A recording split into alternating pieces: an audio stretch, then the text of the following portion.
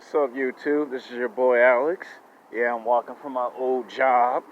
So, just got done seeing the movie Sonic. Smash mouth hit movie. Alright, this movie is a part of my childhood. This is something I grew up playing the video games. We all remember Sonic the Hedgehog, the video games. There were Sonic, Sonic 2, Sonic 3, Sonic 4. They made like at least 6 to 7 video games of Sonic the Hedgehog. You know, there's comic books, there's cartoons, there's graphic novels, there's posters, there's trading cards, there's action figures. Before there was Pokemon, before there was Digimon, there was Sonic the Hedgehog. You know, late 80s, early 1990s, that's where Sonic truly shined. And I remember watching the Sonic cartoon. You know, it ran for 3 seasons. But this movie right here, this movie is by far the best movie I've ever seen. Because this movie just brings you back to the time period where you're a little kid. You know, you don't have to worry about paying bills. You don't have to worry about getting a girlfriend, well, at least not yet. And you get a chance to go back to when you was a kid, and you get to relive your childhood all throughout this movie. Now, the movie begins with him telling his own story. Now, I like the artwork, the design, it was perfect. The animation, the CGI, perfect. Is this movie perfect? By means, no, this movie's not perfect. This movie does have its flaws. There's no such thing of the perfect Hollywood movie. This movie does have some flaws. This movie does have some stuff that it does need to improve on. But for the most part, I give the movie an 8 out of 10. Strong numbers, strong, solid numbers.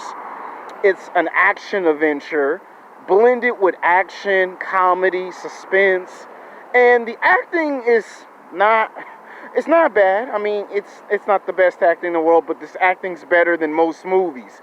To me, this is what Pokemon the movie should have been. Because this movie kind of shows this is what Pokemon should have been and not something else. This movie didn't take itself too serious, but this movie also kind of showed that it can take itself serious, but not too serious. It could be funny, but not too funny. You got a blend of a balance.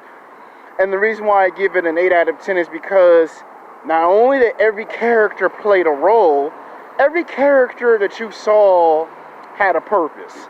You know, they showed how he was abandoned by his family. Hold on. When I do my movie reviews, hold on. Spoiler alert. Let me say it again. Spoiler alert. Spoiler alert. If you ain't seen the movie, do not watch the movie review unless you've seen the movie first. Then come back to the movie review. A lot of people have a habit of watching my movie reviews and they wait a week, 2 weeks, 3 weeks later, or when it comes out on DVD, and then actually complain that they saw the movie review and that I ruined the whole entire movie. Spoiler alert, and I'm trying to say it as many times as I can. Spoiler alert. Now, he tells his own story. Now, what can I say about Jim Carrey that hasn't already been said? I like Jim Carrey as an actor, okay? This man has been in Hollywood for 25 plus years, been in some of the best movies, best television shows, and he has a breakout performance. In fact, I believe this might be his best comeback movie ever. I mean, he went from Living Color to Saturday Night Live to Ace to Saturday Night Live to Ace Pet Detective. And the reason why I say Pet Detective is because those were his movies. And not only Pet Detective, last time we saw him was in was Kick-Ass 2, the movie. That was the last time we saw Jim Carrey in a great movie portrayal, was Kick-Ass 2. That was the last time we saw him. And he's back with this movie. So, not only that we see him with this film, we see he's the main villain. We see he is robotic, or as they like to say, Eggman, so he gets 2 nicknames. And we see him in this movie, and we see that he becomes self-absorbed, obsessed on trying to discover the origins of this alien. He wants to know his superpowers. He wants to know if he can replicate it. And we see his robots at work. Like, he captured all of that in the villain perfect.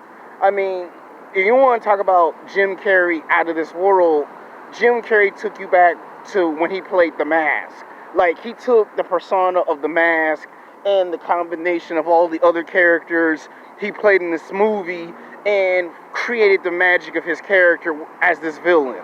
So Jim Carrey was just perfect as the character. Now, the main character is Sonic, of course. They display his powers in this movie. You know, he's got the supersonic speed. He conducts electricity. He can turn into a ball, hit you with a sonic boom. He can make a force field. And he has his rings that let him go to different planets at will. So he kind of gives you that idea that he's, you know, he can do anything. Now, he does get hurt in the movie because he, you know, goes through a baseball field. He's sad because he realizes he's alone. And he sees that he's an alien. And he plays baseball.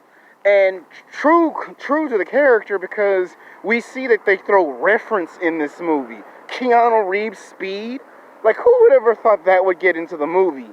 I'm calling it right now, but don't be surprised in the near future that Keanu Reeves pops up in this movie franchise. I mean, because Keanu Reeves is in everything. You know, he's doing a Matrix 4. He's gonna do a John Wick 4. You know, he's sitting down with negotiations with Marvel. So Keanu Reeves is a busy guy. And to kind of throw in speed as a reference isn't interesting. There's the Flash comic book. Like, you know, they took that from the Flash because it's the same sequence of him reading comic books, slowing down motion. So you know they took some inspiration of the Flash. But the best part of the movie is the fighting, because, you know, there's the chase. They had a nice chase, so that's what makes it into an action adventure. There's the comedy. You know, he's at the bar messing with all the people. He has to save the guy who played Cyclops. James Mason was phenomenal. He went from Cyclops of the X-Men to another franchise starter. Clearly, this is another franchise starter. You know what else Sonic remind me of? Sonic remind me of Ted. If you just look at Mark Wahlberg and Ted, you can see the same parallels and similarities with this movie. Look at how the first Ted movie was. A guy that wanted to move out of the city and go to and do something else different and change his career option.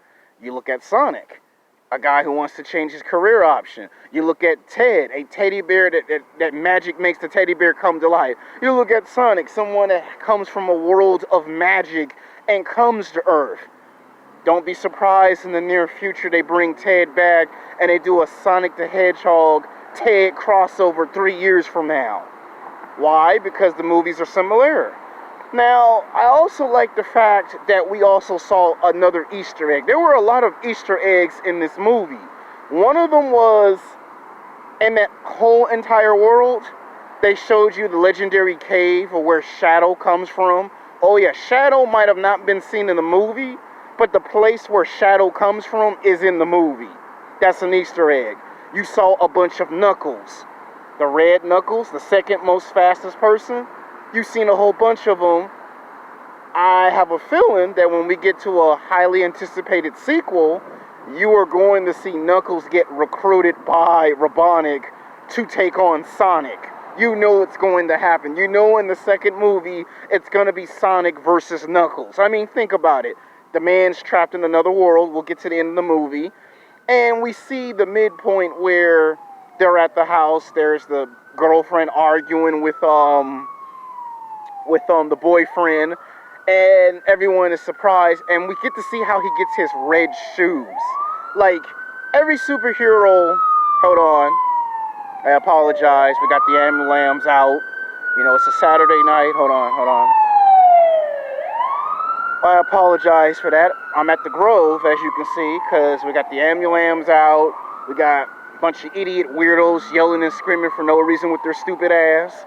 Need to leave that drug shit alone. And we're doing a video, so it's nighttime, and you can see there's the ambulance. But like I was basically saying in the video, is that Sonic is one of the characters that you grew up watching when you was a kid. I don't care if you was a kid, a teenager, everyone loves Sega. You played the video games. And they kind of harken back to what started it. And you see he gets his red shoes. Every superhero gets something. Batman has the Batcave. Superman has the Fortitude of Solace. He gets his red, his cape. Sonic has his red shoes. And you see how he gets these red shoes that make him run much faster. Now, when we get to the fighting again, you see that Sonic gets his powers back, and he sends Robotnik to another dimension. And when he gets sent to another dimension, he is still obsessed. Like, he is going to find a power source to get him out of here. So you get another Easter egg that he's not going to stop until he actually succeeds. So you know for a fact that I guarantee you that when we get to Sonic Part 2, I give it about, I'm going to say 2022 or 2023, we're going to get a highly anticipated sequel of Sonic the Hedgehog Part 2. And I guarantee you it's going to pick up where the next end credit picks up at. Tails, Sonic the Hedgehog's best friend, has also made his way to Earth.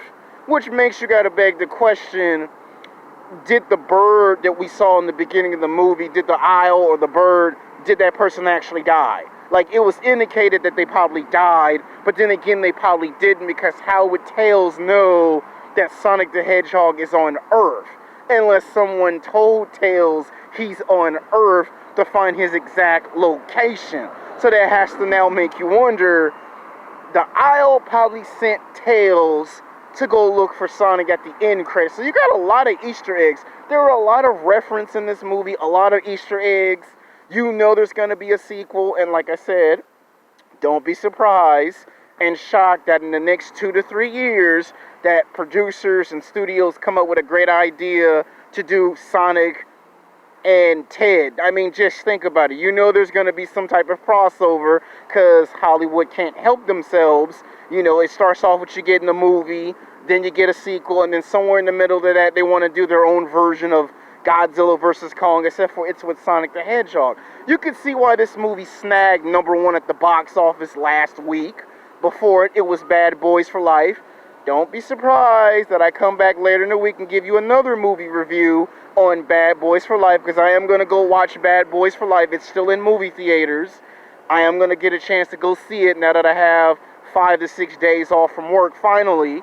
And I had to check out Sonic because it's a part of my childhood. So, yeah, this movie gets an 8 out of 10.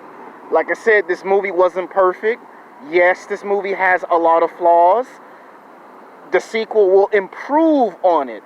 You know, in the beginning, people complain about the first trailer that it didn't look like Sonic. Now he looks exactly like Sonic. So he's going to get a sequel. I can guarantee you the way they structure this, he's going to get 3 movies. You know it's going to be 3 films. The second one is going to be Sonic versus Knuckles. And then at the end of that, Sonic and Knuckles and Tails will be best friends. Then they're going to set up for the third film where it's going to be Sonic versus Shadow. You know they're going to do that. You know in the second movie, they're going to drop hints of the next character. This one dropped Tails. You saw Knuckles in the movie, so you know the second one's going to deal with Knuckles. And the third movie, it's going to be Shadow. So, this was a movie review. Until next time, peace.